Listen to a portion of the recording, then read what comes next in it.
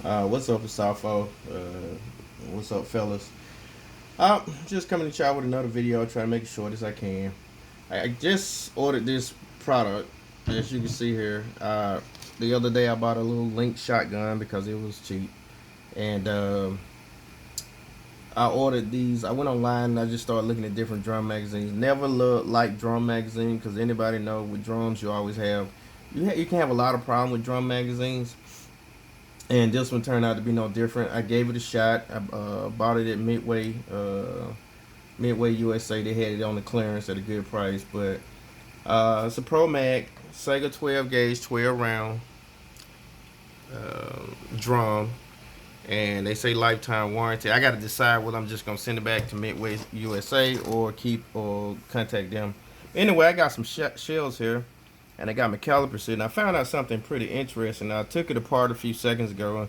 That's easy to do. Is just take a little hex screw, and you got these little 1, 2, 3, 4 tabs. You got to be very careful to make sure you don't break the tabs. And since I'm probably gonna return it, I tried to make sure I didn't mar it either. But the problem I was having, I couldn't load the shells in there. Like, wow, you see how hard that is? That's incredibly difficult just to get that down. A lot of drums, like with AK 7.62 by 39, they have like the little turn things on the back to assist you to kind of take the pressure off so you can load the shells.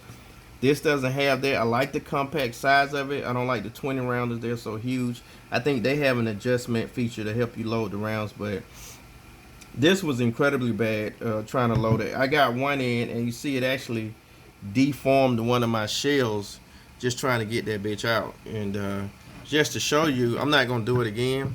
Like, it's real stiff trying to, I'm like scraping plastic to get it in there.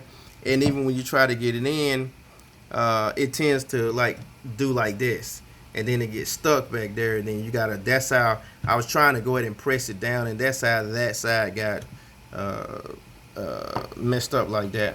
But I took my calipers out and just did some measurements, and I found something interesting about shotgun shells. Like, you look at most shells, you got three standard sizes that most shells are falling into: 2 and 3/4, which is most common.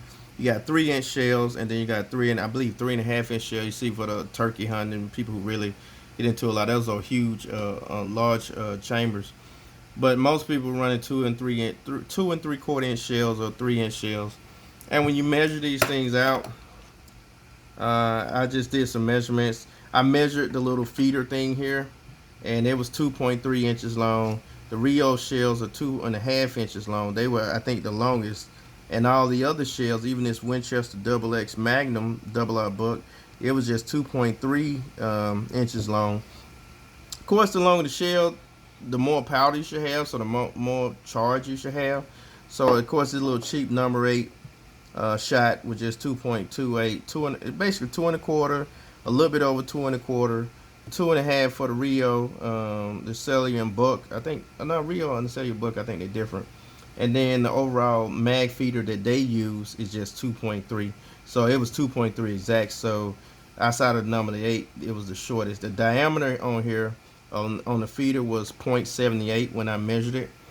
And what I found, the problem is, like, when you look here, and what I found, all these 12 gauge shells had pretty much a 22 millimeter clearing.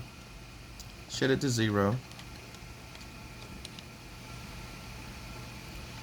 And for the shell to pretty much clear, you're right at 22. So you need a 22 millimeter clearance to get this shell to fit inside of the feed thing. And if you look at all these casings, they're pretty much the same: 22 millimeters, 22 millimeters. So, but then when you go here, you see you're short.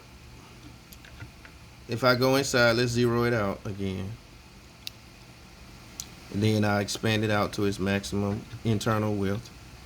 You see we're at 19, so we're like 2 millimeters short. And even when you go up here to the thicker part, you expand it out some more. At the most, you're at 20, almost, not just shy of 21 millimeters. So if you got all of these casings, the rear plate, the rear cap, if you will, is requiring a 22 millimeter clearance. The clearance on this thing is not enough. And when you look here, and it's funny because when they give it to you, they tell you about how the Segas you have to shear material off, and they talk about shear material off. But this is not for the internal feed. This is for getting it to fit in the shotguns, because there's so much variance in AK platform weapons that mine actually fit perfectly. However, that's a major problem. So it won't fit the shells. The specs are off. And you don't want to go in there and start trying to. You probably could shave material off and all that shit, but I'm not doing all that. So, just something to be aware of when you're looking at. And when you look online, people, you don't see that much about the 12 rounders, but you do see a lot of people with the 20 rounders. I just didn't want that bulk of the 20. I thought it'd be cool to have, buy several of these that just have they're so compact, and then have 12 rounds, on standby. But it is what it is, y'all. So, buyer beware. And I may give you guys some feedback and let you know what happened when I talk with customer service. Alien Black out.